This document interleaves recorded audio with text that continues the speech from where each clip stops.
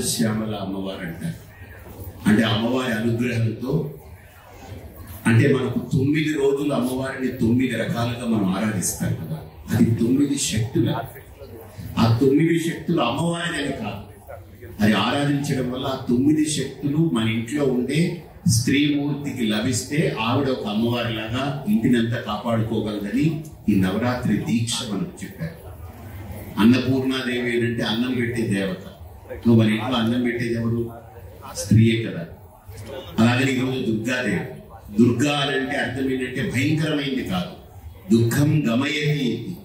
ఇంట్లో ఎవరికి కష్టం వచ్చినా నేనున్నానని నిలబడి ఆ కష్టాన్ని తొలగించడానికి బాధ్యత తీసుకునేటువంటి శక్తివంతురాలన్నమాట దుర్గా అంటే. అలాగనే రాజశ్యామల అంటే ఇంటినంతా ఒక తాటిపై నిలబెట్టి నడిపించగలిగేటువంటి శక్తి. అంటే అధికారం, అంటే శక్తి, సామర్థ్యం. భర్త, పిల్లలు, అత్తగారు, మామగారు, వాళ్ళు వీళ్ళు రకరకాలు ఉంటారు, రకరకాల మనస్తత్వాలు. కానీ అన్నిటినీ సమన్వయం చేసి నిలబెట్టగలిగే శక్తి కేవలం ఇంట్లో ఒక స్త్రీకి మాత్రమే ఉంటుంది.